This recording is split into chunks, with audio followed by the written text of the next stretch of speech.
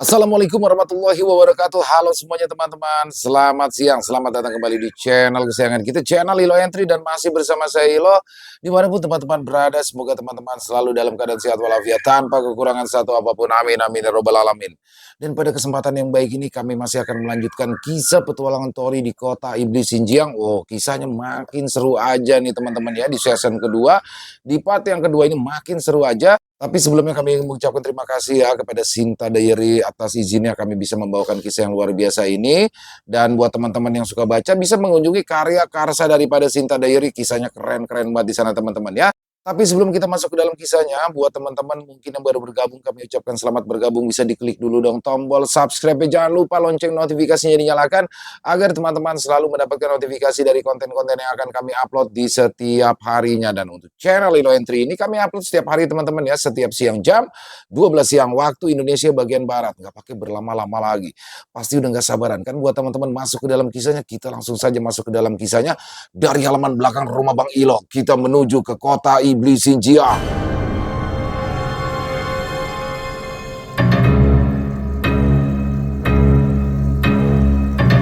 Terbukanya segel kebangkitan iblis, kota iblis Xinjiang.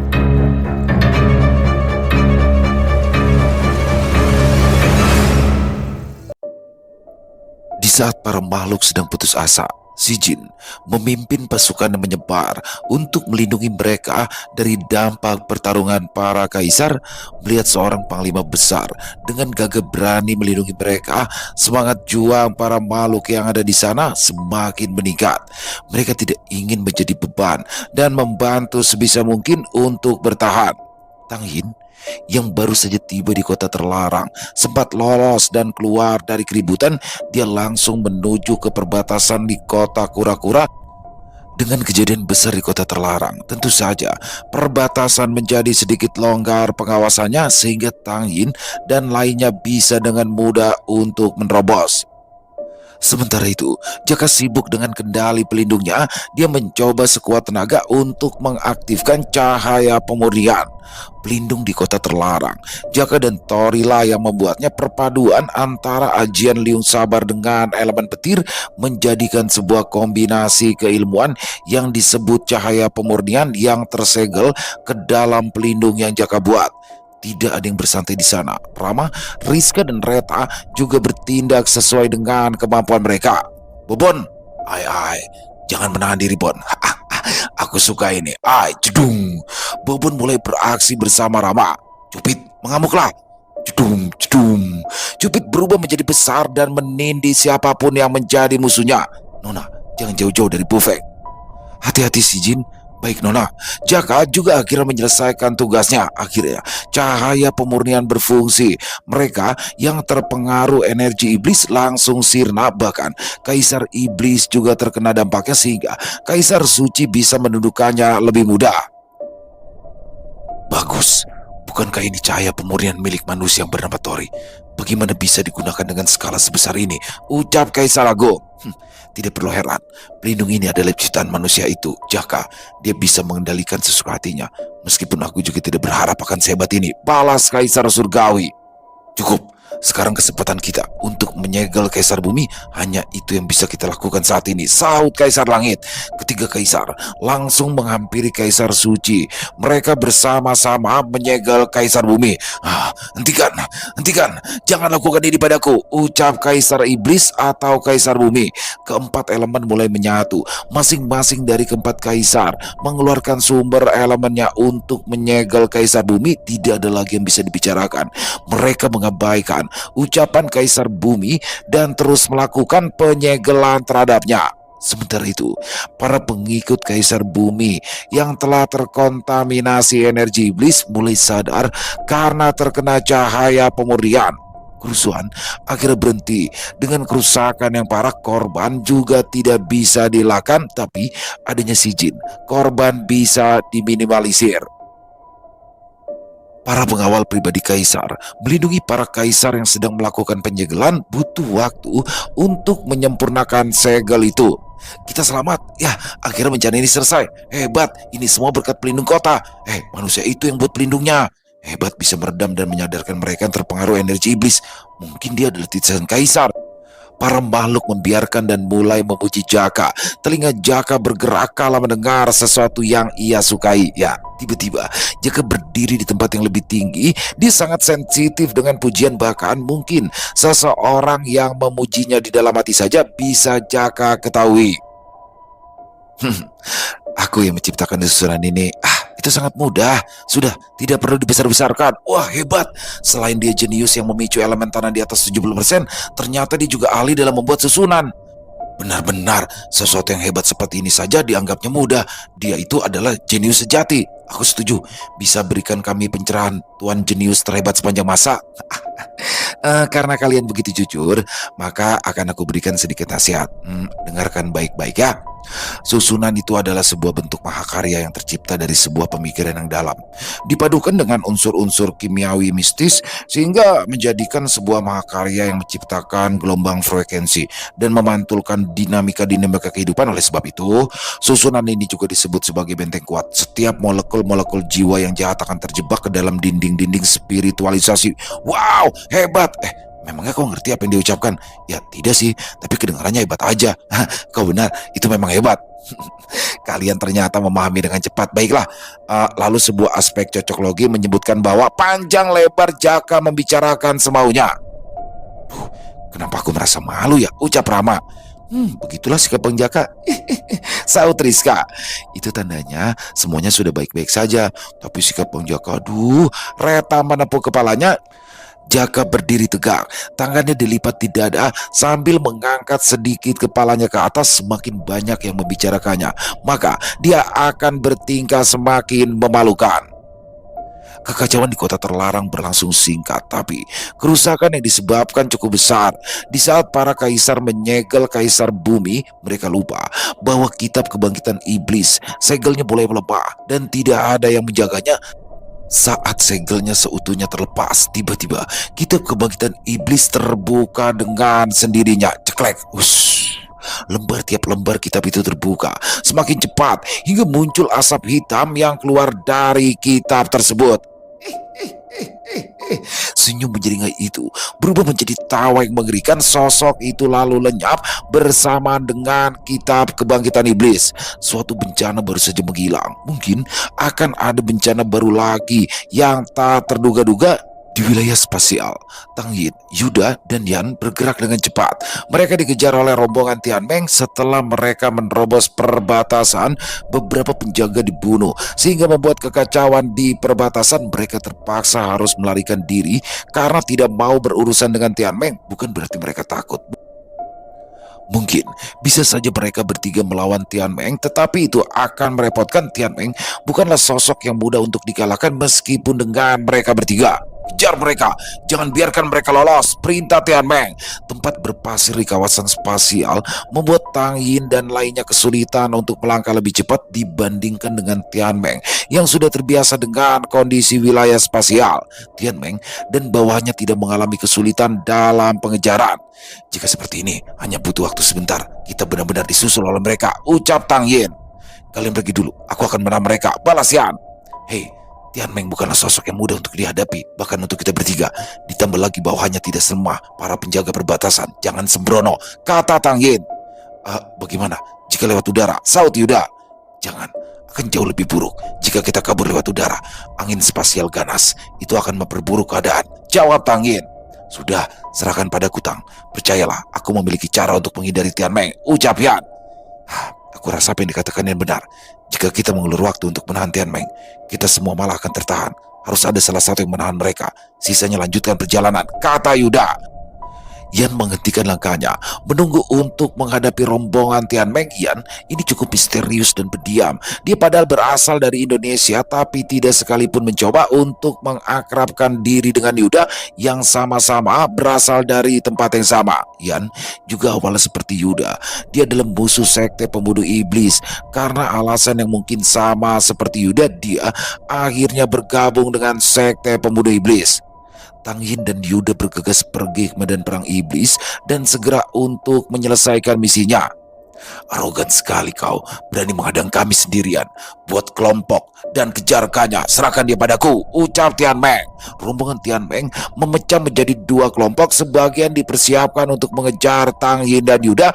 Dinding tanah tiba-tiba muncul menghalangi rombongan Tian Meng yang hendak mengejar Tang Yin Yan yang telah membuat dinding tanah tersebut, sehingga rombongan Tian Meng tidak bisa melanjutkan pengejaran. Yan tidaklah sendirian. Dia memiliki pendamping yang cukup kuat. Tidak diketahui dengan jelas seperti apa wujud pendamping Yan, tapi dengan kehadiran pendamping tersebut, Tian Meng tidak melakukan tindakan gegabah. Mereka tidak melakukan perlawanan dan membiarkan Yan pergi begitu saja. Memang ada percakapan antara Tian Meng dan Yan. Entah apa yang dibicarakan dan tiba-tiba saja Tian Meng menarik mundur pasukannya dan menghentikan pengejaran. Yan tidak menyusul Tang Yin. Dia pergi ke arah berbeda menuju gerbang perbatasan. Tian Meng sepertinya mengizinkan Yan menggunakan gerbang perbatasan. Entah ada kesepakatan apa yang terjadi antara Yan dan Tian Meng. Yan menuju ke perbatasan spasial wilayah naga. Di sana Yan bertemu dengan beberapa sosok yang sudah menunggu di gerbang perbatasan naga. Amitabha, sepertinya rencana berjalan sesuai rencana, ucap seorang biksu yang bernama Kaibo. Salam Biksu Kai. Aku tidak menyangka Panglima Naga Feng juga hadir di sini, ucap Yan dengan penuh kesopanan. Oh, saudara Yanli terlalu sopan. Apakah semuanya berjalan sesuai rencana? Tanya Feng Yi. Aku yakin semuanya berjalan lancar, tapi cukup sulit untuk meyakinkan Panglima Kura-Kura Tian Meng, balas Yanli. Tian Meng memang memiliki pendirian kokoh. Tidak mudah untuk meyakinkannya, sahut Biksu Kai. Tapi ada sedikit perubahan rencana. Awalnya Tang Yin, Rou, dan aku yang akan pergi. Tapi ada anggota baru yang cukup menjanjikan. Dia berasal dari tempat yang sama denganku. Namanya Mantike. Katanya dia bertarung imbang melawan Tang Yin. Tidak hanya itu, orang baru itu juga memiliki rekan yang mungkin sama kuat dengan dia. Untuk sementara ini, aku tidak yakin orang baru benar-benar bergabung dengan sekte pembunuh iblis atau memiliki tujuan lain. Papar Yanli. Oh, akan lebih baik jika orang yang kau maksud itu tidak benar-benar bergabung dengan sekte pembunuh iblis. Yang menjadi ancaman saat ini adalah Tang Yin. Akan merepotkan jika ia memiliki rekan yang kuat, sahut Biksu Kai. Kenapa kau tidak mencoba untuk mendekatinya, saudara Yan? Mungkin saja karena kalian sama-sama berasal dari tempat yang sama, kalian bisa berkomunikasi dengan baik dan mengetahui tujuannya, ucap Feng Yi. Aku masih belum berani, karena orang baru itu selalu berada di sisi Tang Yin, balas Yanli. Lalu, bagaimana rencana kita selanjutnya? Tang Yin telah pergi sesuai dengan yang kau perkiraan. Apakah kita akan tetap melanjutkan sesuai rencana? Jika iya, kita tidak perlu menunda waktu lagi, kata Biksu Kai. Aku ragu untuk melanjutkan rencana kita. Rou saat ini yang berjaga. Dia selalu waspada padaku saat pertama kali aku bergabung hingga saat ini. Jadi untuk sementara ini, kita batalkan rencana itu. Aku masih butuh banyak informasi. Aku harap Biksu Kai bisa mengerti, balas Yanli. Baiklah, tidak masalah. Sedikit perubahan rencana, mereka bisa saja menggagalkan rencana kita. Lebih baik hati-hati, ucap Biksu Kai. Terima kasih Biksu Kai. Untuk menghindari kecurigaan, aku kembali. Nanti akan aku informasikan jika ada berita baru. Akhirnya, pertemuan singkat mereka selesai. Yanli adalah seorang mata-mata yang sengaja masuk ke dalam sekte pembunuh iblis sebelumnya. Yanli dan Biksu Kai merencanakan sesuatu untuk menyerang Tang Yin, tapi semuanya harus dibatalkan karena ada sedikit perubahan rencana. Sekte Dao mungkin unggul di wilayah Cina, meskipun sekte pembunuh iblis di Cina bisa dihitung jari, tapi koneksi mereka cukup luas. Ada lebih dari ratusan wilayah besar yang tersebar. Dengan kekuatan sebesar itu, sekte Dao bisa saja dengan mudah dilenyapkan. Maka dari itu, sekte Dao membatasi gerakannya untuk tidak sembarangan dan menunggu waktu yang tepat untuk bergerak. Lalu, siapa sebenarnya Yanli ini? Jelas tidak mungkin jika dia bagian dari sekte Dao, karena Yanli bukanlah seorang biksu dan juga ia berasal dari Indonesia. Apa mungkin dia adalah Suyoto Paman Desta? Itu jelas tidak mungkin. Jika dia adalah Paman Desta, tidak mungkin dia repot-repot harus menyimpan kitab kebangkitan iblis di penginapan kota harimau. Sementara itu, di pagoda 5 unsur, Tori, Desta, dan Dewi Mau telah memasukinya. Janoko dan Sri Kandi memang tidak bisa mengikuti Desta dan Tori karena mereka hanyalah pendamping sementara dan tidak ada ikatan khusus seperti Mbah Basil, Sinta, atau Kamusi dan Kamutu. Di dalam pagoda 5 unsur, ada 5 buah pintu yang masing-masing memiliki lambang sesuai dengan elemen yang berbeda. Des, aku deg-degan ini. Ada apa ya di balik pintu itu ya? Ucap Desta. Tidak perlu banyak pikir, Dul. Ayo kita masuk, balas story. Nona Dewi Maut, apa kau bisa mempertahankan kondisimu yang tergabung? Tanya Desta. Aku merasa tidak ada batasan di sini yang membuat kami bisa mempertahankan kondisi kami lebih lama. Jawab Dewi Maut. Mereka pun akhirnya memasuki pintu masing-masing. Perjalanan baru mereka akhirnya dimulai untuk mencari informasi kekuatan atau hanya untuk sekedar menambah pengalaman mereka. Pintu depan simbol petir terbuka. Tori dan Sinta memasukinya. Cahaya kuning kemasan bersinar bersamaan lenyapnya Tori dan Sinta. Di baliknya, Tori dan Sinta berada di tempat yang tidak diketahui. Suasananya sungguh segar dengan pemandangan hijau yang dikelilingi pegunungan yang tinggi menembus awan. Tampak danau kecil di mana ada beberapa hewan aneh di sekitarnya. Itulah salah satu dunia kecil di dalam pagoda 5 unsur yang dinamakan dunia roh surgawi, di mana roh elemen petir berada. Tentu saja hewan-hewan yang ada di sana adalah perwujudan dari roh petir. Semua hewan yang ada di sana memiliki roh petir surgawi seperti yang dimiliki oleh naga emas. Suamiku, ucap Sinta khawatir. Tenang, aku tidak apa-apa, balas Tori yang terkejut karena tiba-tiba saja energi emas keluar dari kedua lengannya. Energi emas tersebut kemudian membentuk sebuah tombak, lalu berubah lagi menjadi seekor naga emas seukuran gajah. Gelombang suara naga emas membubarkan hewan-hewan yang ada di sekitaran. Aku tidak pernah menyangka akan kembali ke sini. Hei nak, kau tidak mengecewakanku, ucap naga emas yang perlahan berubah bentuk menjadi seorang manusia naga dengan simbol petir di dahinya mirip seperti saat Tori mengalami perubahan naga. Jadi inilah wujud aslimu naga emas. Aku pikir kau akan sebesar Draka, kata Tori. Panggil saja aku Shenlong. Kau kenal bocah naga merah itu? Aku bisa menyesuaikan ukuran tubuhku. Tubuh asliku 100 kali lebih besar dari bocah naga merah itu, balas Shenlong. 100 kali lebih besar dari Draka? Draka sendiri memiliki ukuran yang sangat besar sehingga bisa menopang istana langit dan sekitar. Jika 100 kali lipatnya Draka, maka sebesar apa Shenlong? Gumam Tori. Wilayah istana langit saja mungkin sebesar Pulau Kalimantan. Anggap saja Draka menopang Pulau Kalimantan. Dan sebesar apa itu Draka? Jika ukuran Shenlong 100 kali lebih besar dari Draka, maka kemungkinan besarnya kurang lebih separuh bumi. Tidak perlu terkejut, ada yang lebih besar lagi dariku. Simpan saja keterkejutanmu itu nanti nak. Kita akan kedatangan tamu, ucap Shenlong. Maaf Tuan Shenlong, kita yang tamu di sini, Sinta menjelaskan. Ya, kau benar putri. Jangan panggil aku Tuan. Panggil saja Sen atau Long. Kita bukan orang asing, kau tahu itu, balas Shenlong. Baiklah jika begitu. Tiba-tiba saja datang rombongan besar dari arah depan. Mereka adalah para roh petir surgawi seperti Shenlong. Mereka datang mendekati sumber suara di mana Shenlong sebelumnya berteriak. Seseorang dengan tubuh buncit celingukan mencari sesuatu, kemudian menyadari ada keberadaan Tori, Sinta, dan Shenlong yang mendekati mereka. Siapa kalian? Apa kalian iblis yang menyusup kemari? Kata sosok bertubuh gempal tersebut. Ternyata kau tidak berubah, Bajie. Hanya tubuhmu saja yang tumbuh, tapi otakmu masih saja kecil, ucap Shenlong. Siapa kau? Bagaimana kau tahu namaku si Bajie yang perkasa? Balas Bajie.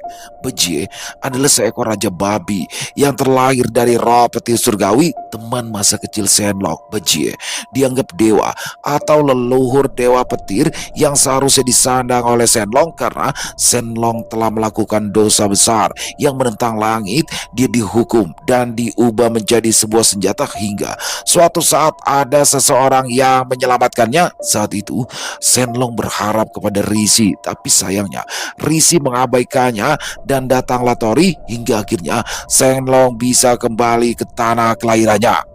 Bajie, bawa mereka kemari.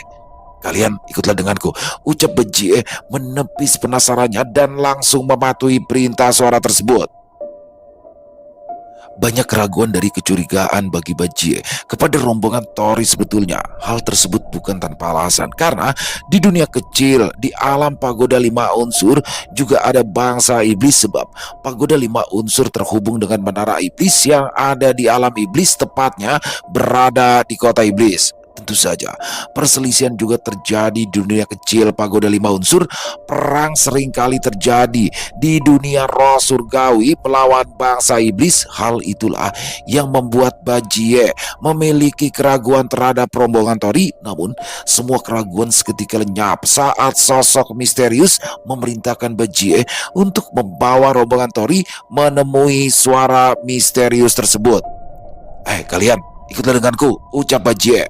Mereka mengikuti dan dikawal oleh pengikutnya. Bajie tetap waspada dan berhati-hati dan tidak menaruh kepercayaan sedikit pun kepada rombongan Tori, karena Bajie belum mengetahui secara pasti mereka musuh atau bukan.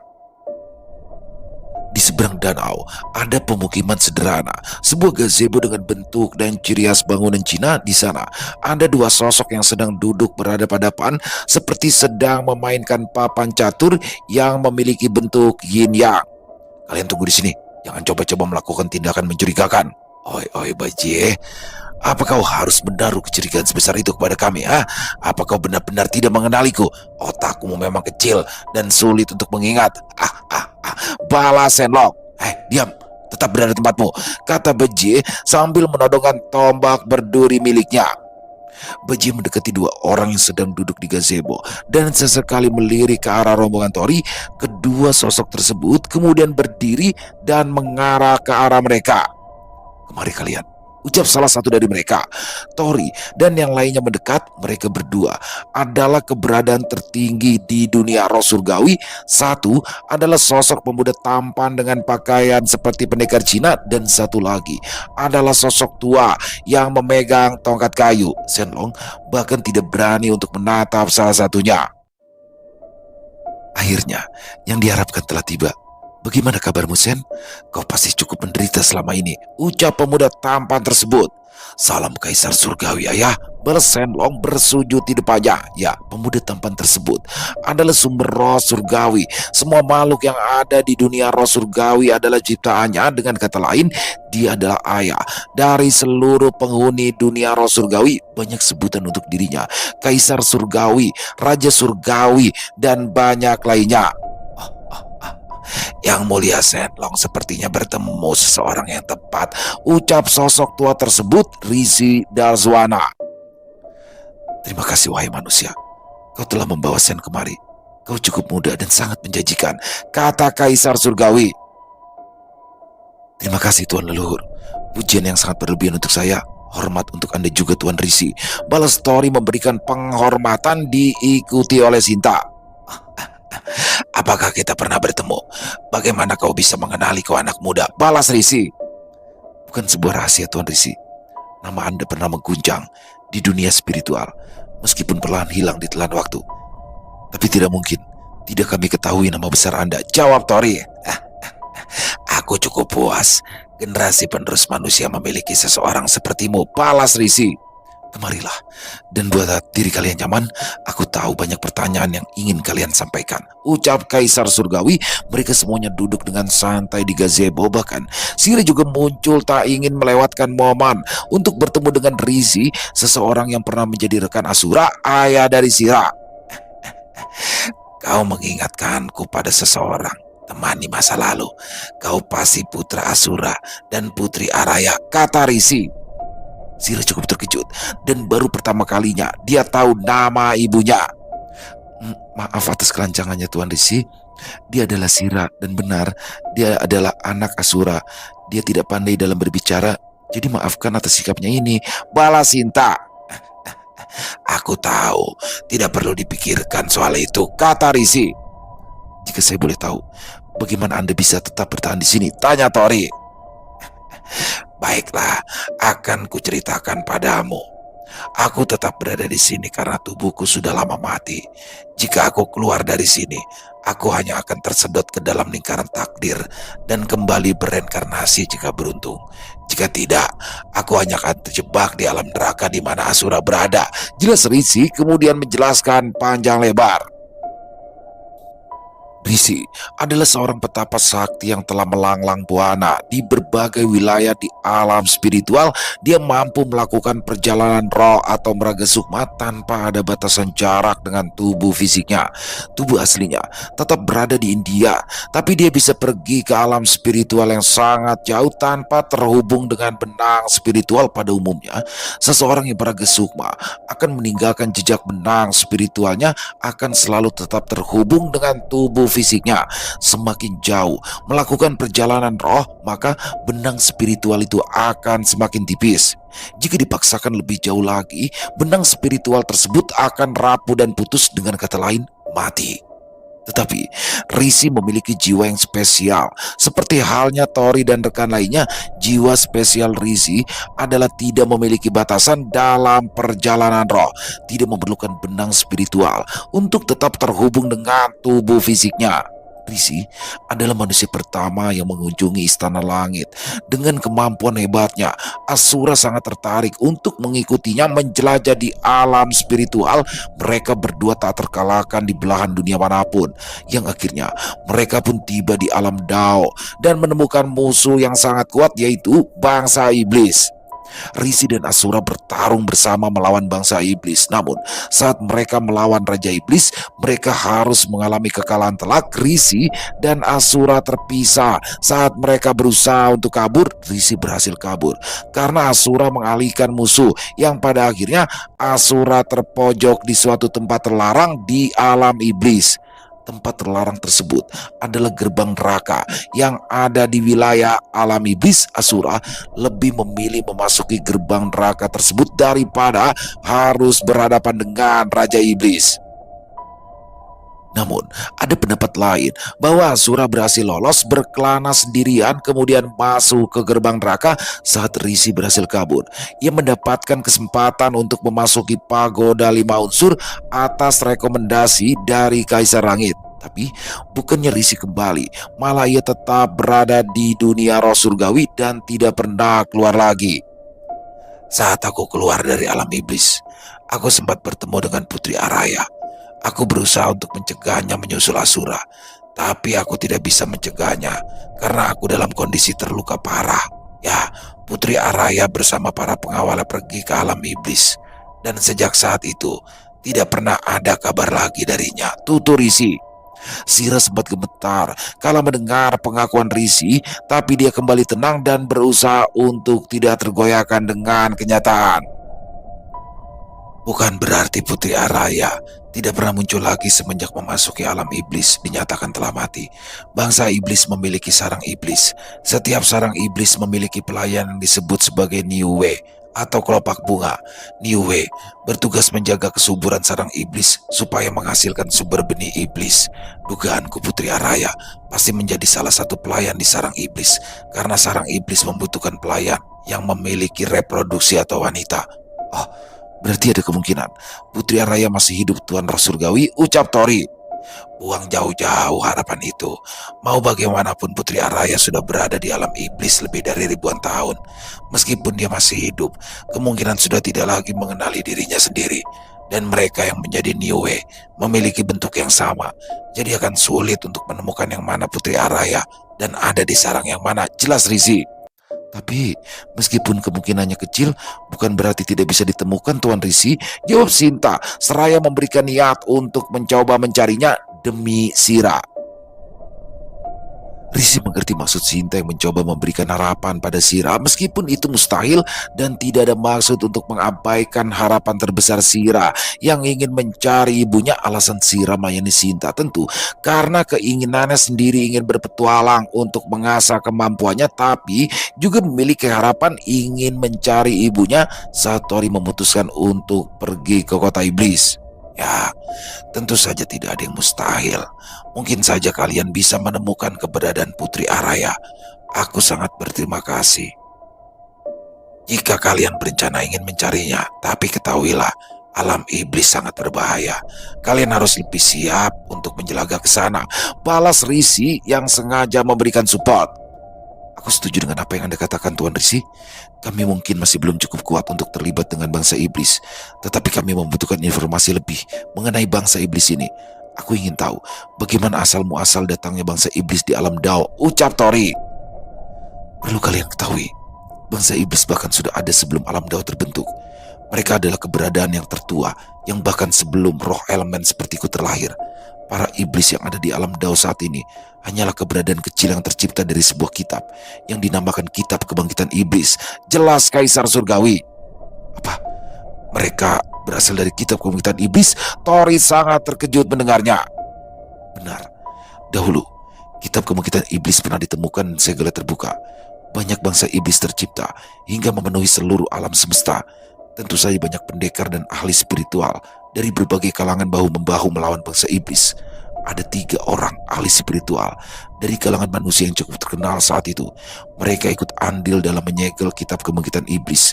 Dan juga merekalah yang menciptakan buku jiwa duplikat dari Kitab Kebangkitan Iblis. Tutur Kaisar Surgawi. Hah?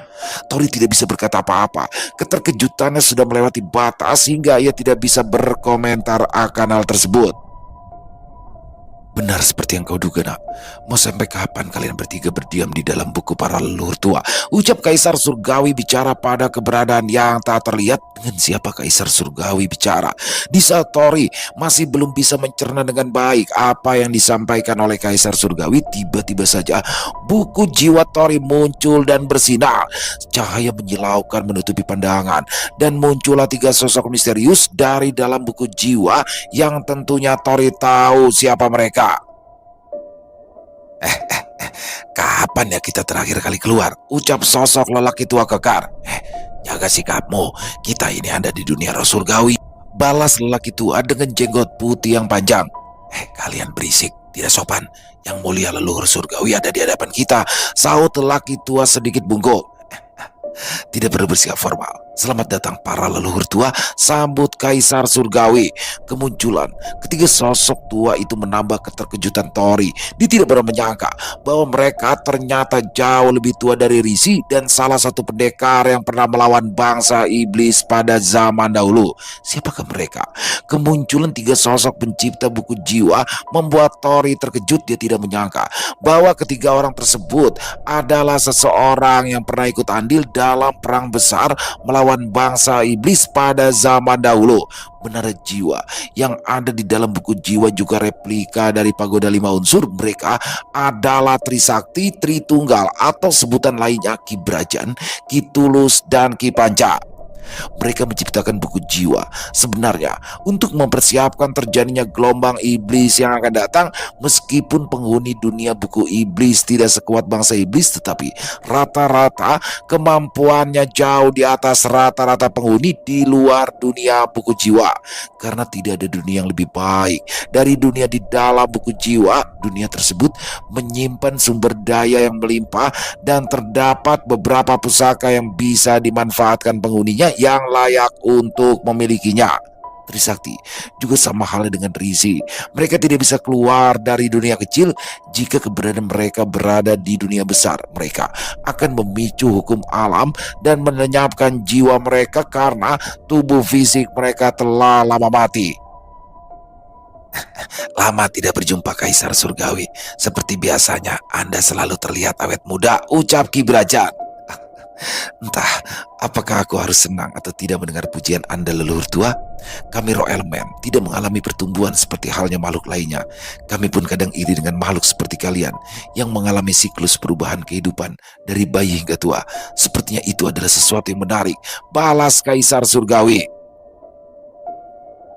Maaf yang mulia Kaisar Surgawi, kadang ucapan Ki Brajan memang sering terpleset. Sahut Ki Tulus sambil mengelus jenggot putih panjangnya. Tidak perlu dianggap serius. Aku sudah memahami cara kehidupan manusia berkat Risi. Jadi aku mengerti tentang sindiran yang dialihkan menjadi sebuah candaan, balas Kaisar Surgawi. Saya sungguh terhormat Anda mengatakan demikian Kaisar Surgawi. Dan saya juga sangat terhormat bisa bertemu sosok agung seperti para leluhur tua di hadapanku ini, sahut Risi dengan memberikan penghormatan kepada Trisakti. Tidak perlu terlalu sopan, Tuan Risi. Anda juga salah satu keberadaan yang luar biasa di alam semesta, ucap Ki Panca dan mendapat respon dari Ki Brajan dan Ki Tulus dengan senyuman hangat yang ditujukan kepada Risi. Nah, kenapa kau diam saja? Kata Ki Brajan kepada Tori. Aku masih sangat terkejut bahwa kalian bertiga ternyata adalah sosok legenda yang pernah berperang melawan bangsa iblis.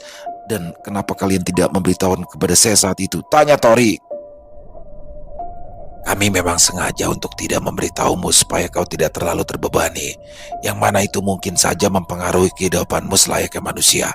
Sebetulnya sebelum dirimu, buku jiwa dimiliki oleh seorang bocah yang menyandang raja.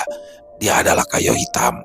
Kami sangat berharap dengan kemampuan yang dia miliki sehingga kami mencurahkan segala yang kami bisa untuk membantunya menjadi lebih kuat. Tapi sayang, setelah kami menceritakan soal bangsa iblis, dia menjadi terobsesi untuk mengejar kekuatan sehingga ia melupakan kodratnya sebagai manusia. Ambisinya yang berlebihan itu justru membuat dirinya mengalami penyimpangan dan membuatnya harus mengakhiri hidupnya sendiri sebelum membahayakan makhluk lainnya. Tutur Ki Brajan. Hei, kata mengakhiri hidup aku rasa kurang tepat, Ki Brajan.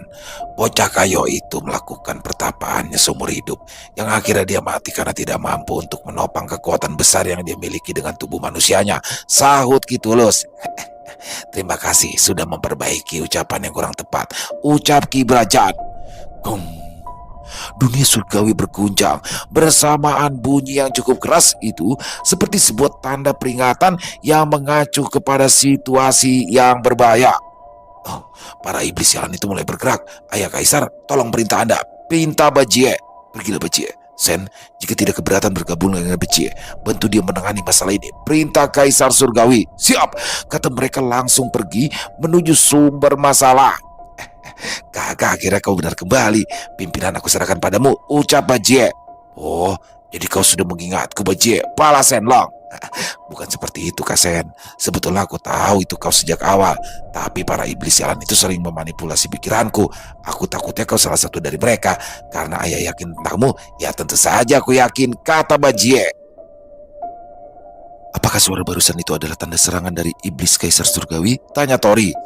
Ya benar, di dunia kecil ini tidak sedamai yang kau pikir. Seperti yang sudah diketahui bahwa pagoda 5 unsur berkaitan dengan menara iblis. Tentu saja, dunia kecil di dalamnya berdampingan dengan dunia kecil bangsa iblis. Dan sekarang ini juga akan menjadi ujian untukmu. Jika kau bisa menyingkirkan para iblis itu, mungkin kau layak untuk masuk ke alam iblis di alam Dao. Tutur Kaisar Surgawi. Aku tidak keberatan tentang itu, Kaisar Surgawi. Tapi aku ingin mendengar penjelasan yang belum selesai Anda jelaskan mengenai alam Dao, kata Tori. Baiklah, akan aku jelaskan sesuai apa yang aku tahu. Tapi ketahuilah, apa yang akan aku ceritakan ini mungkin berbeda dengan apa yang dialami oleh makhluk lain. Semua di alam semesta ini memiliki misteri yang tidak bisa dipahami oleh makhluk manapun. Apa yang akan kau dengar ini sudah pasti akan berbeda di tempat lain. Jadi, sebelum alam Dao terbentuk, di alam semesta yang jauh, ada suatu keberadaan yang melampaui apa yang kita pikirkan. Sebut saja, mereka adalah awal dari cahaya dan kegelapan karena nama mereka tidak pantas untuk disebutkan menurut Kaisar Surgawi. Cahaya dan kegelapan ini adalah makhluk pertama yang memiliki sifat yang berlawanan. Cahaya adalah membangun kehidupan, sedangkan kegelapan adalah menghancurkan keberadaan. Mereka telah bertarung selama jutaan tahun tanpa ada yang menang ataupun kalah karena mereka berpendapat hanya ada satu penguasa di alam semesta. Pertarungan mereka tidak pernah berhenti hingga salah satu dari mereka musnah. Tapi kenyataannya tidak pernah ada yang kalah atau menang. Justru pertarungan mereka menghancurkan alam semesta yang mana itu sesuai kehendak kegelapan. Setelah sekian lama bertarung, cahaya mulai mengalami penyusutan dan kegelapan semakin pekat.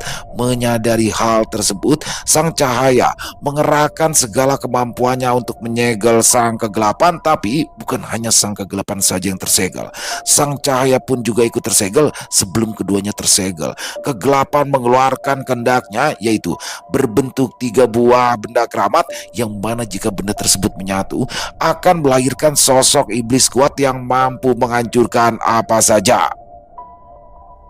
Tentu saja, cahaya juga mengeluarkan kehendaknya, yaitu 5 roh elemen, salah satunya Kaisar Surgawi roh petir. Lalu, terciptalah alam Dao dan alam lainnya yang menjadi tempat para makhluk hidup berada karena cahaya adalah sumber kehidupan. Selama masih ada sedikit sinar cahaya, akan selalu ada kehidupan di dalamnya. Alam semesta kembali damai, tersegelnya cahaya dan kegelapan, dan menuju ke zaman para makhluk hidup ada. Tapi kegelapan juga memiliki sumbernya sendiri dan akan selalu ada di sisi gelap di setiap makhluk hidup. Kedamaian kembali terusik karena ulah makhluk serakah. Makhluk tersebut menemukan kitab kebangkitan iblis dan membuka segelnya. Kemudian terciptalah bangsa iblis yang mulai membuat kerusuhan di seluruh alam Dao dan menyasar ke alam lainnya. Para makhluk hidup yang tinggal di dalamnya bukanlah lawan para iblis tersebut, sehingga seluruh alam mudah dikuasai para bangsa iblis kecuali tempat di mana para roh elemen berada, yaitu pagoda 5 unsur. Para roh elemen tidak bisa keluar dari dunia kecil mereka karena jika mereka keluar dan menyatu, segel cahaya dan kegelapan akan terlepas. Maka dari itu para elemen menciptakan makhluk hidup yang disebut roh petir, roh api, roh angin, roh air, dan roh tanah. Mereka inilah yang diciptakan untuk melawan para iblis. Namun karena jumlah bangsa iblis yang sangat banyak, para roh elemen tersebut hanya bisa bertahan. Seiring berjalannya waktu, melalui kehendak makhluk hidup yang tertindas, terciptalah energi spiritual Tao, Ki, Reiki, dan lain sebagainya sebagai sarana untuk melawan para iblis. Perlahan, bangsa iblis mulai bisa ditekan penyebarannya, yang akhirnya para makhluk seperti manusia, jin, dan roh surgawi melahirkan petarung hebat untuk melawan bangsa iblis. Dengan bantuan para roh elemen dan para makhluk kuat dari berbagai wilayah, kitab kebangkitan iblis bisa disegel kembali dan bangsa iblis bisa ditekan lalu dikurung di wilayah iblis yang berpusat di alam Dao Cina. Sejatinya, iblis tidak bisa dikalahkan. Mereka abadi. Setiap kematian dari bangsa iblis akan memperkuat sumbernya dan menciptakan iblis baru yang lebih kuat. Masih belum ditemukan cara untuk memusnahkan bangsa iblis, hanya dengan menyegel mereka solusi terbaik hingga saat ini. Dan hal penting lainnya adalah cahaya dan kegelapan itu sendiri adalah ciptaan dari Maha Kuasa yang tidak ada seorang pun yang tahu. Jelas Kaisar Roh Surgawi. Jujur aku masih bingung dengan apa yang Anda sampaikan, tapi sebagian besar aku memahaminya, ucap Tori. Kau tidak akan mengerti jika tidak terjun langsung dan menyaksikan seperti apa itu bangsa iblis, nak. Tapi aku ingatkan, mereka itu bukanlah lawan yang mudah untuk dihadapi, balas Ki Brajan. Benar, dulu aku merasa diriku adalah yang terhebat. Tidak ada makhluk yang mampu melawanku. Tapi saat bertemu dengan bangsa iblis, aku seperti anak kecil yang lari ketakutan, balas Risi. Kau harus tahu kapan kau harus berhenti, nak. Jangan sia-siakan kehidupan normalmu untuk menjalani di jalan spiritual. Tidak akan ada yang mencegahmu untuk mundur. Jangan dengarkan para kaisar sialan itu. Seharusnya itu sudah menjadi tanggung jawab mereka. Jangan mau kau diperalat mereka, sahut Ki Tulus. Apa yang ingin aku sampaikan selanjutnya sudah dikatakan oleh para leluhur tua. Jadi, apa keputusanmu itu ada padamu, ucap Kaisar Surgawi. Kau kemari juga tidak sendirian. Sepertinya kau juga dipercaya oleh rekan-rekanmu. Dengan kata lain, kau itu pemimpinnya. Mungkin jika kau mundur, rekan-rekanmu akan menurutimu. Jangan mengambil keputusan yang salah, nak. Ki Panca juga memberikan nasihat. Tapi kami sudah terlibat. Rekanku ada yang hilang dan satu lagi bergabung dengan sekte pemuda iblis. Aku tidak bisa mengambil keputusan yang egois. Lagi pula keputusan bukan dalam kendaliku. Keputusan kami buat bersama. Kami tidak akan pergi jika tidak pergi bersama-sama, jawab Tori. Meskipun itu kau harus melawan para iblis, tanya Ki Brajan. Ya, untuk apa takut jika belum mencoba? Aku bukan tipe orang yang akan langsung mundur dan menyerah hanya dengan sebuah peringatan yang belum melakukan perlawanan, ucap Tori yakin. Baiklah, jika itu keputusanmu, aku harap kau tidak menyesal. Aku akan memberikan ujian padamu. Jika kau berhasil melewatinya, mungkin kau memang layak untuk melawan para iblis itu. Sekarang pergilah menyusul Bajie. Tunjukkan kemampuanmu dalam memerangi iblis. Jangan menahan diri, balas Kaisar Surgawi. Baik, Aku terima tantangan ini, kata Tori. Segala upaya dilakukan untuk mengendurkan semangat Tori untuk tidak terlibat lebih jauh dengan para iblis, tapi usaha mereka tidak berhasil dan justru membuat Tori semakin bersemangat untuk menghajar para iblis. Tori menuju ke pusat perang. Takut itu pasti, tapi perang adalah sesuatu kenikmatan yang harus dia ikuti. Senyum kejamnya mulai terlihat. Inilah saatnya pembantaian. Tori bukannya percaya diri, tapi dia bersemangat akan menghadapi lawan yang kuat. Semenjak kejadian di alam berapi, dia terus mengasah kemampuannya dan mendalami keilmuan yang dimiliki kakeknya Mbak Sabar. Bahkan aktivitasnya di dunia nyata sempat terganggu dan hampir saja mutasinya dibatalkan terkait pekerjaannya. Cukup sulit baginya untuk membagi waktu antara dunia manusia dan alam jin. Dengan itu, Tori menjadi sangat berkurang dalam hal sosialisasi di sekitaran. Saat Tori melakukan tes bakat di pagoda 5 unsur, sebetulnya hasil keseluruhan tiap elemen hampir mendekati sempurna. Jelas elemen petirnya yang tertinggi, tapi elemen lain rata-rata berada di atas 90%. Memang hal tersebut tidak terlalu dibesar-besarkan karena teralihkan sesuatu yang lebih penting dari itu. Tori dan Sinta telah mengalami banyak peningkatan. Mereka mengasah kemampuan mereka melalui banyak pengalaman dan pertarungan.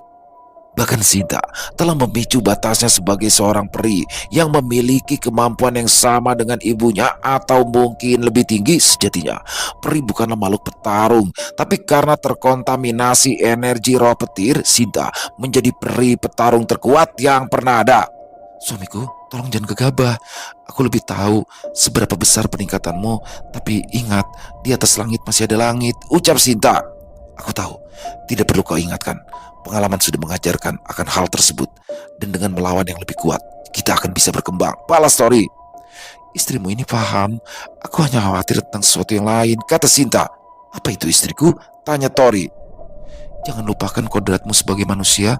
Jangan melebihi apa yang seharusnya tidak boleh dilakukan. Kau harus mengimbanginya, suamiku. Alam manusia dan alam jin memiliki perbedaan yang besar. Sebagai manusia, kau harus lebih banyak penghabisan waktu di alam manusia, dan bukan sebaliknya. Aku khawatir, tutur Sinta kemudian dipotong oleh Tori. Cukup istriku, aku tahu kau sangat peduli denganku. Aku telah memilih untuk menjalani jalan spiritual, yang artinya mungkin aku akan mengurangi aktivitasku di dunia manusia. Aku tahu konsekuensinya. Jangan salahkan dirimu karena semuanya itu adalah keputusanku sendiri, jawab Tori. Tori sebelumnya adalah seorang manusia yang normal, yang tidak begitu tertarik dengan aktivitas spiritual. Semuanya berubah saat Sinta hadir dalam hidupnya. Tentu saja hal itu mengganggu Sinta karena dialah yang merubah kehidupan Tori. Alam gaib itu memang menyeramkan, tapi berbeda dengan jalur spiritual. Alam gaib itu mengacu pada unsur negatif yang bertolakan dengan energi positif manusia, sedangkan jalur spiritual adalah aktivitas yang menggabungkan energi negatif dan positif yang menjadikannya seimbang dan setara serta mewujudkan kondisi yang luar biasa, atau lebih sering didengar dalam ajaran Tao disebut sebagai energi yin yang. Seseorang yang tidak mempelajari ilmu spiritual akan selalu beranggapan bahwa alam gaib itu sesuatu yang menyeramkan karena visual yang terlihat bertentangan sehingga menjadikan ketidaknyamanan dan terkesan horor. Tapi mereka yang mempelajari ilmu spiritual bisa menyeimbangkan keduanya antara yin dan yang hingga penglihatannya bisa disesuaikan dan tercipta keindahan yang tak bisa diungkapkan dengan kata-kata. Tori dan Sinta menyusul di mana Bajie dan Shenlong berada. Pertempuran sengit sudah dimulai. Ini pasti akan menyenangkan istriku. Ayo kita bermain-main. Niat Ingsung, ajiku badar gede. Jedum. Sinta mengikuti Tori dengan pedang langitnya. Dia juga sudah mulai bersiap. Disinilah para iblis tahu seperti apa itu kehebatan Tori. Pembantaian dimulai. Sementara itu di rumah sakit, di mana Aditya berada, Aditya sudah lebih baik seperti tidak terjadi apa-apa dengannya. Mas Adit, apa kau sudah lebih baik? Kata Rio. Tidak pernah merasakan sebaik ini Mas Rio, jawab Aditya. Syukurlah, kami semua sempat khawatir denganmu Mas Adit, saut Narendra. Maaf, telah membuat kalian khawatir Mas Rio. Bisa tolong ceritakan apa yang terjadi setelah itu? Tanya Aditya. Aditya mulai tak sadarkan diri setelah keluar dari dunia Gongtian. Rio menceritakan semua kejadiannya saat itu. Mereka lolos karena kesepakatan antara Yuda dan Tang Yin, dan mengenai Raka masih belum ada perkembangan. Permisi, ucap seorang wanita cantik dengan pakaian seperti wanita karir dan membawa sepaket buah-buahan. Oh ya, mencari siapa kak? Apa ada yang bisa kami bantu? Kata Rio. Perkenalkan, aku Silvi, saudaranya Bang Desta. Ucap wanita itu memperkenalkan diri dan disambut oleh mereka. "Eh, Anda pasti Direktur Utama Dokuxing. Terima kasih telah berkunjung menemui kami, Nona. Kami tidak menyangka akan dapat kunjungan dari orang penting. Kami sungguh merasa terhormat," balas Aditya. "Tolong jangan bersikap formal. Direktur hanya posisi di dalam kantor, tidak untuk di sini," jawab Silvi. "Lalu apa ada yang bisa kami bantu, Nona?" tanya Rio. "Untuk saat ini, aku hanya ingin memastikan kalian baik. Hanya itu saja. Maaf telah mengganggu. Aku pamit," jawab Silvi. Tunggu Nona Silvi. Katakan saja apa yang sebenarnya ingin Anda inginkan dari kami. Aku sudah dalam kondisi yang baik. Mungkin rekanku memang belum sadar, tapi kami mungkin bisa cukup untuk membantu," kata Aditya. "Baiklah, sebenarnya ada yang ingin aku tanyakan. Datanglah ke gedung perusahaan kami besok pagi. Kita bicara di sana. Besok kalian akan dijemput," balas Silvi. "Oh, baiklah. Terima kasih. Sampai bertemu besok," kata Silvi, kemudian pergi. Apa yang membuat orang sepertinya kemari? Aku kira saudara Desta orang Indonesia. Dia lebih mirip seperti orang Cina meskipun bisa berbahasa Indonesia, ucap Narendra. Mungkin saja pamannya Desta itu menikah dengan orang sini. Anaknya jadi blasteran. Tapi dia sangat cantik ya. Meskipun terlihat judes, aku tertarik pada pandangan pertama, balas Rio. "Jangan berlayar terlalu tinggi Mas Rio. Jatuhnya nanti pasti sakit," sahut Aditya. Di pagi harinya, mereka dijemput oleh asisten Silvi. Mereka menuju tempat yang telah disebutkan olehnya. Tak lama kemudian, mereka tiba di gedung besar yang modern, di suatu ruangan yang cukup besar dengan penataan yang sangat baik hingga menciptakan kenyamanan yang ekstra, dengan berbagai hiasan dinding, dengan langit-langit yang dihiasi dengan ukiran kreativitas modern oleh arsitek yang berpengalaman. "Silakan duduk kalian semua. Maaf apabila ada kekurangan dalam pelayanan," kata Silvi, wanita muda yang memiliki tutur kata yang dewasa dan sopan. "Tentu saja kami sangat puas. Malahan ini terlalu berlebihan untuk kami yang orang desa ini," Aditya merendah.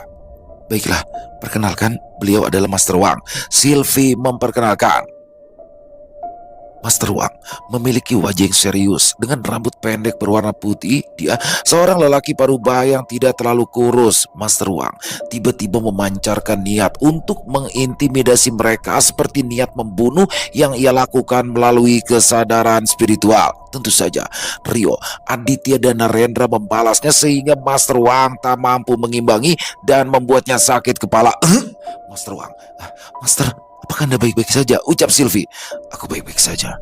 Mereka bertiga bukan orang biasa. Pondasi spiritualnya sudah matang dan kuat. Bahkan lebih dari itu yang tidak dimiliki oleh ahli spiritual pada umumnya," balas Master Wang. "Sebenarnya ada keperluan apa dengan kami, Nona Silvi?" tanya Aditya. "Maaf jika membuat kalian tak nyaman. Master Wang hanya ingin melihat kalian. Dan seperti yang aku duga, saudaraku membawa orang-orang yang mahir dalam bidang spiritual. Dan aku tahu tujuan kalian bukan untuk berlibur. Aku menduga ini ada hubungannya dengan ayahku. Maaf, aku hanya memastikannya melalui kalian," balas Silvi. "Kami memang dari awal tahu niat Bang Des datang kemari. Dan itu ada hubungannya dengan pamannya. Kami tahu dan sengaja tidak ingin terlibat. Tapi semua ternyata di luar kendali kami," sahut Rio. Master Wang bilang, "Apa kalian tahu tentang aktivitas dari Sekte Pemuda Iblis?" tanya Silvi. "Sekte Pemuda Iblis, sekte sesat yang sering menculik seseorang dan memaksa menjadi anggotanya. Kami bahkan terlibat dalam pertarungan dunia kecil Gongtian yang menyebabkan aku harus dirawat. Dan sempat juga bertemu Tang Yin yang mengaku sebagai ketua sekte. Jika saja rekan kami tidak membuat kesepakatan dengannya, mungkin kami tidak bisa keluar dari sana," jelas Aditya. "Tang Yin?" Master Wang berteriak. Master Wang tidak paham apa yang dikatakan oleh Aditya. Dia hanya terkejut setelah mendengar nama Tang Yin. Silvi kemudian menjelaskan kepada Master Wang apa yang dikatakan oleh Aditya. Master Wang beranggapan bahwa Aditya sudah terlalu banyak tahu tentang sekte pemuda iblis. Cepat atau lambat dia akan menjadi incaran sekte tersebut. Tapi hal itu sesuai dengan apa yang diinginkan oleh Sylvie karena dia pernah perintahkan kepercayaan ayahnya untuk mencari keberadaan ayahnya karena Sylvie beranggapan hilangnya ayahnya itu ada hubungannya dengan sekte pembunuh iblis. Tapi seseorang yang ia suruh tidak pernah kembali lagi semenjak saat itu, dan orang tersebut bernama Yan Li, mantan asisten Suyoto, ayah dari Sylvie. Kalian pasti sudah mengerti bahwa kalian tidak bisa lepas dari incaran sekte pembunuh iblis. Mau kalian bersembunyi atau tidak, itu tidak akan mengubah keadaan, ucap Sylvie. Lalu, apa yang Anda inginkan dari kami, Nona Sylvie? Tanya Aditya. Bekerjalah denganku di bawah pengawasan sekte Dao. Tentu saja kalian memiliki kebebasan mutlak. Semua kebutuhan kalian akan kami jamin. Dan tentu kalian tidak diharuskan menganut ajaran Buddha. Tapi kalian memiliki tugas yang mungkin sama berbahayanya daripada kalian diam saja. Sylvie memberikan penawaran. Sebetulnya kami ini tidak ingin lebih jauh terlibat, tapi kami terima tawaran Nona Sylvie, potong Rio. Ya, tidak ada alasan bagi mereka untuk menolak. Di samping mereka juga tetap akan bertindak walaupun tanpa adanya penawaran dari Sylvie. Ditambah mereka juga mendapatkan perlindungan dari sekte Dao. Namun hanya Narendra yang masih kebingungan. Dia hanya mengikuti saja tanpa bisa protes. Keputusan yang hebat. Jika begitu, Master Wang akan membawa kalian ke lokasi sekte Dao berada, ucap Sylvie. Ternyata situasi menjadi bertambah rumit. Siapa yang tahu ternyata anak Suyoto terlibat di dalamnya. Selesai. Wow, luar biasa. Kisah petualangan Tori di kota iblis Shinji yang makin seru aja. Bagaimana akhirnya Tori seneng banget ya ketika dikasih ujian, disuruh bertempur, langsung semangat banget dia sama Shinta nih. Jangan menahan diri. Wah, pasti besok seru banget nih teman-teman ya, karena Tori akan bertarung tuh di situ. Dan bagaimana akhirnya hampir seluruh rombongan Tori sudah terjebak terlalu dalam permasalahan yang ada di negeri Cina, dan pastinya makin seru dan makin misterius bagaimana kelanjutan petualangan mereka di negeri Cina, di alam gaib negeri Cina. Jangan sampai ketinggalan besok untuk part ketiganya. Dan sekali lagi kami ucapkan terima kasih kepada Shinta Diary atas kisahnya yang luar biasa, dan semoga kisah barusan bisa menghibur teman-teman semua para pecinta penikmat horor misteri, lebih khususnya lagi kepada para subscriber dari channel Ilo Entry. Buat teman-teman yang mungkin punya pendapat lain, yang mungkin punya komentar lain tentang kisah barusan, bisa menuliskan di dalam kolom komentar ataupun hanya sekedar saling menyapa, silakan. Insya Allah kami akan menjawabnya satu persatu. Buat teman-teman yang suka dengan videonya, bisa diklik tombol like atau tombol jempol, boleh juga dong dibantu di share ya link videonya ini ke teman-teman yang lain agar juga ikut merasa terhibur. Dan buat teman-teman yang belum subscribe, ayo dong bisa diklik tombol subscribe. Jangan lupa lonceng notifikasinya dinyalakan agar teman-teman selalu mendapatkan notifikasi dari konten-konten yang akan kami upload di setiap harinya. Dan kami juga ingin mengucapkan terima kasih ya kepada seluruh teman-teman yang sudah selalu setia hadir setiap harinya, yang sudah selalu mendukung kami. Karena teman-temanlah kami selalu bersemangat berkarya di setiap harinya. Di akhir kata, saya Ilo mengucapkan permohonan maaf apabila mungkin dalam pembawaan kisahnya barusan ada kata-kata saya yang salah ataupun ada kata-kata saya mungkin yang kurang berkenan. Saya mohon dibukakan pintu maaf yang seluas-luasnya. Sampai berjumpa lagi besok jam 12 siang masih bersama saya Ilo di channel Ilo Entry. Salam sehat, sukses selalu untuk kita semua. Wassalamualaikum warahmatullahi wabarakatuh.